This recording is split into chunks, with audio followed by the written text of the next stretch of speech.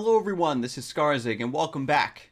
Today I will be showcasing my Swain Sejuani deck, War Pigs. Now I do have a separate video going over the deck list in a little bit more detail, but for now, let's jump right in and show the deck in action.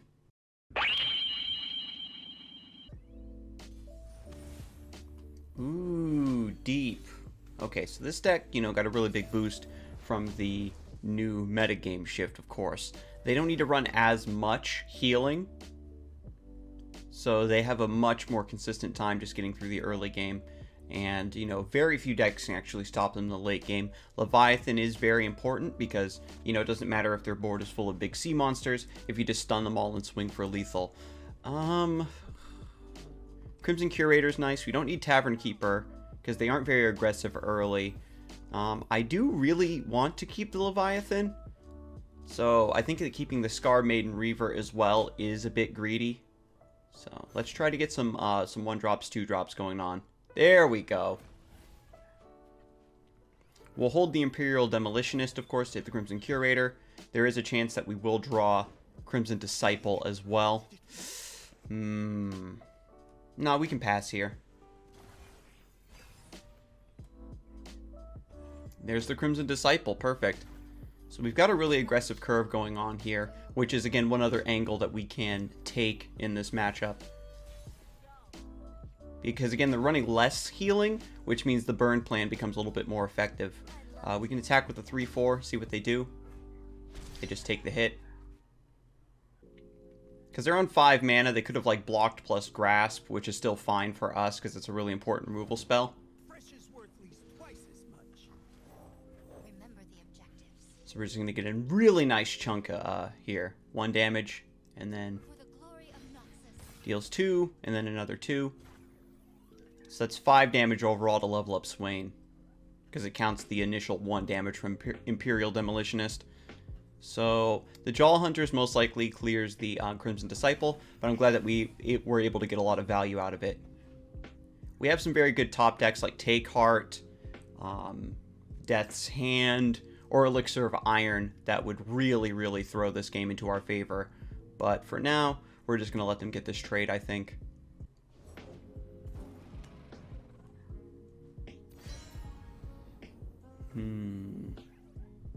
If I were to summon Ember Maiden, do you think that they would sacrifice the Jaw Hunter to kill the Ember Maiden, or just take out the Crimson Disciple? What I think I'll do is I'll let them take this trade.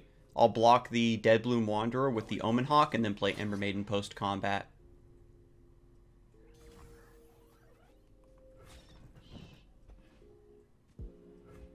Is that all?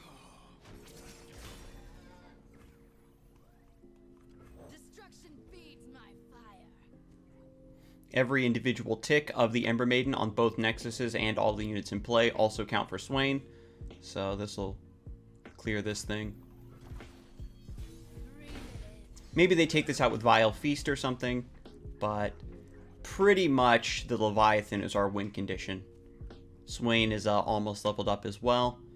I really like the Scar Maiden Reaver here, actually. I was thinking about summoning Crimson Curator, but we have a good curve, we have enough value. I think we can just throw this down. Because the Overwhelm is very strong against a lot of the chump blockers that these slower decks are going to be trying to throw in your way. Ooh, except Thresh. They can't block with Thresh, though, because he'll still die to Ember Maiden. So they'll need to have Vile Feast at the same time. They take the hit. Wow, that is... okay.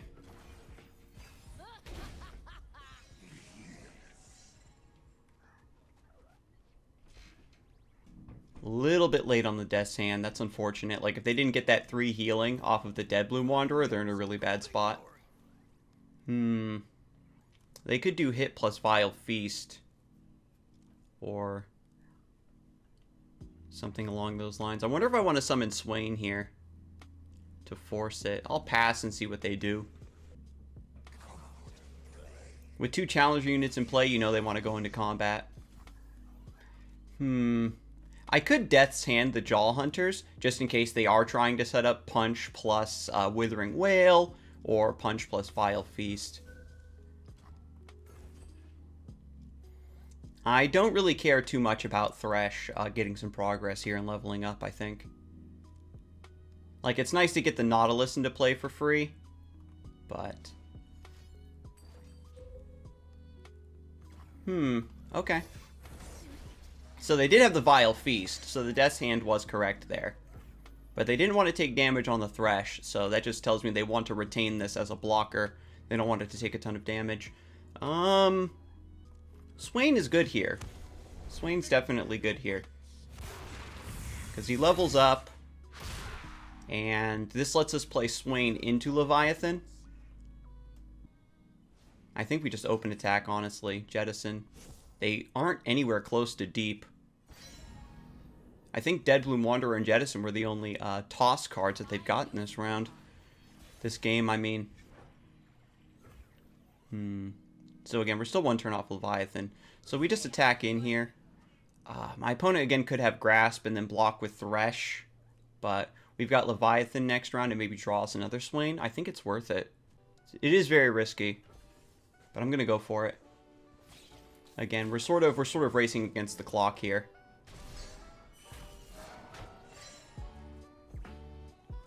Because if they have Grasp, it'll set me down to 1. Like if I set up the Ember Maiden, then they just respond with Grasp to make sure this dies at the beginning of the round. So we'll wait for them to spend a little bit more mana, of course. Damn, they're still on 5.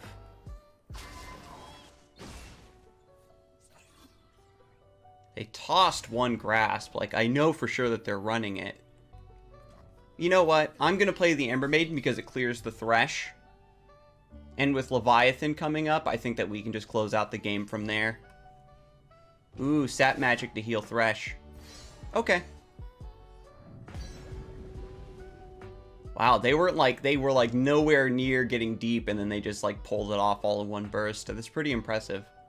So Thresh will level up here, but the ping from Ember Maiden plus Crimson Disciple, and then Swain will go ahead and stun the Thresh so that they can't attack with it to get his ability anyway. And it also stuns Maokai, I think, because that's 2 separate pings from both the Ember Maiden and the Crimson Disciple.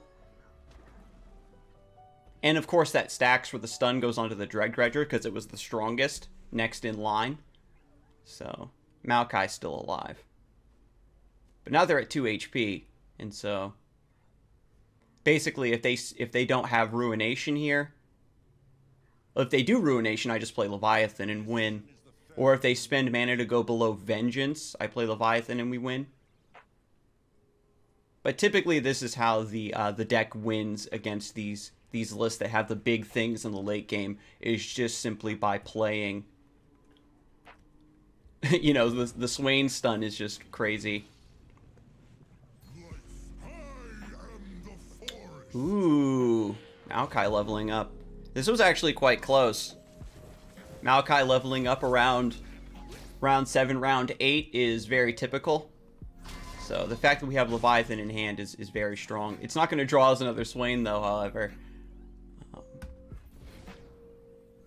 So yeah, we can just play Leviathan and we win. Because this will deal 3 damage. My opponent only has 4 mana left. Even if they have... Well, they could have another Sap Magic, actually, from Maokai. Oh, never mind. Sap Magic doesn't heal Nexus. I don't know why I misremembered that. They even played Sap Magic earlier. Even with, like, a Vile Feast, it's still not enough. But yeah, very, very spooky list.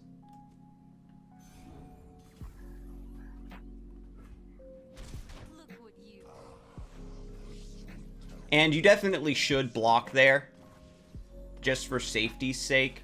If they had like mana for like Atrocity or something, you know, you're a little bit more scared there.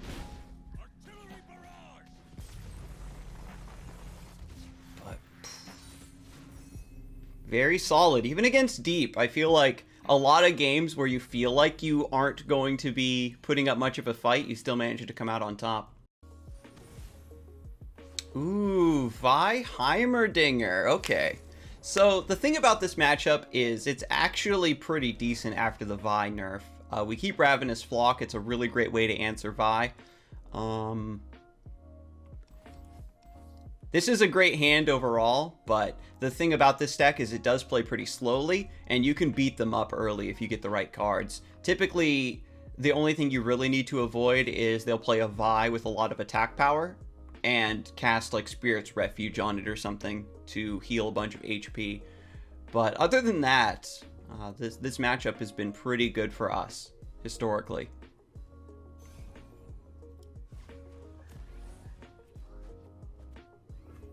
So we're just chilling. Ember Maiden will help us against maybe Floor Begons and stuff. Man, unlucky. No Omen Hawks, no 2-drops. But that's okay. Crimson Curator will give us a lot of value. This is going to tank a lot of removal. They have like gotchas and get exciteds and stuff.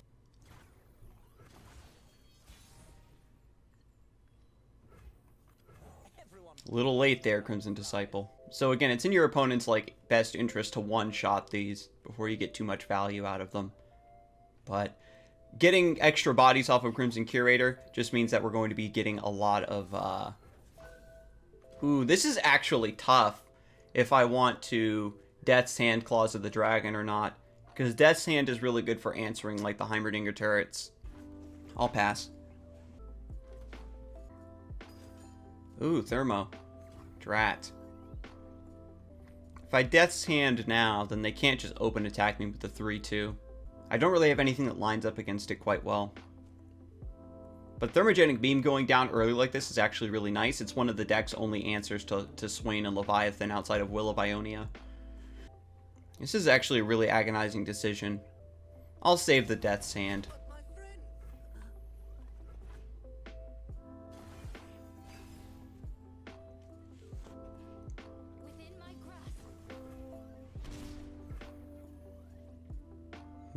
Curator or Disciple? Play the other Curator.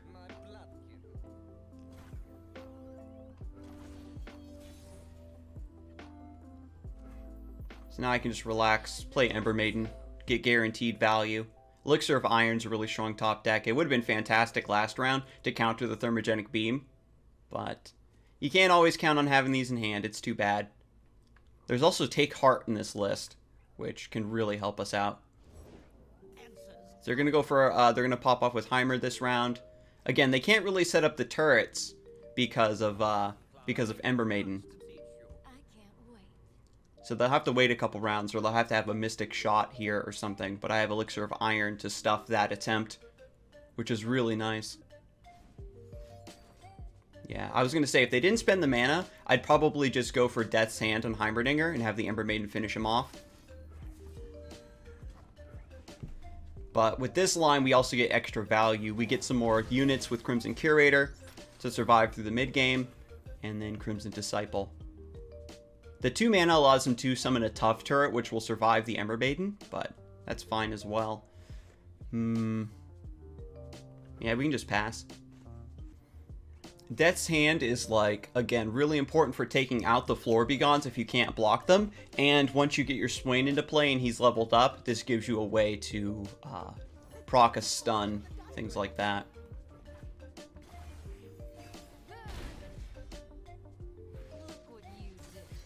So that's a lot of effect damage for Swain, too. And now that Heimerdinger is injured, we can use Ravenous Flock on it if the need arises. But it just depends on what their hand is. Like, you know, Flash of Brilliance chains can be really detrimental. But again, they have to kill the Ember Maiden first before they can set up turrets. The dragon remembers. I'm wondering if I can take this damage or not. 3, 6, 9, 12. This is risky. This is risky going down to 11 like this, I won't lie. But I'm being very greedy with my trades, and I think that that's sort of the way you need to play this matchup, is kind of greedy. Honestly, I probably should have maybe blocked with Ember Maiden and just played my second one. But at the same time, since I don't have any defense for this Ember Maiden, I want my opponent to commit resources to it. Wow. So this is really, really good for us, actually. Where they're just cashing in to try to get Floor Begons into play. They're going to try to get turrets in play to save their lives. But we have the second Ember Maiden, and we have enough mana to Ravenous Flock the Heimerdinger,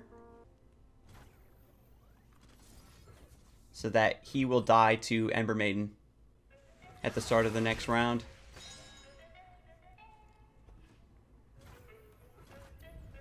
They can't even play the turrets, of course, because they just died to Ember Maiden. Fantastic.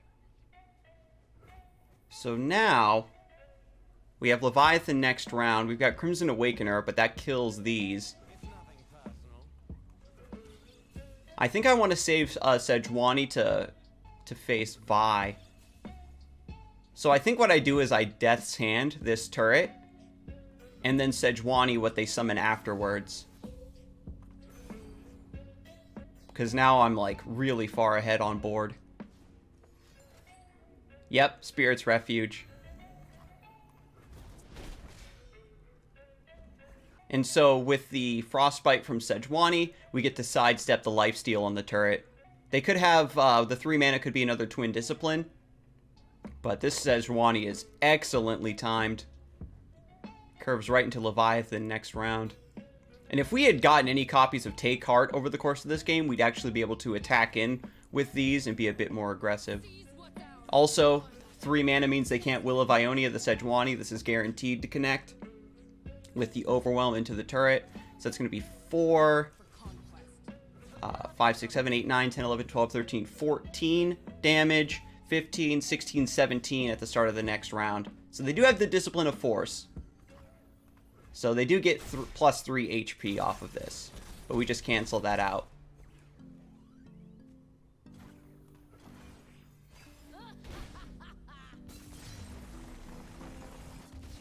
Yeah, so Vi Heimerdinger, I feel like, is potentially a very strong build, but I feel like it's too reliant on Spirit's Refuge to stabilize. Alright, thank you so much for joining me today. I really hope that you all are having as much success as I have playing some decks that have got more breathing room after the balance patch. I'm really curious to see what else I can come up with going forward, and I will see you all next time. If you did like the video, don't forget to leave a like and a comment, and let me know what decks have been performing well for you in this new meta game.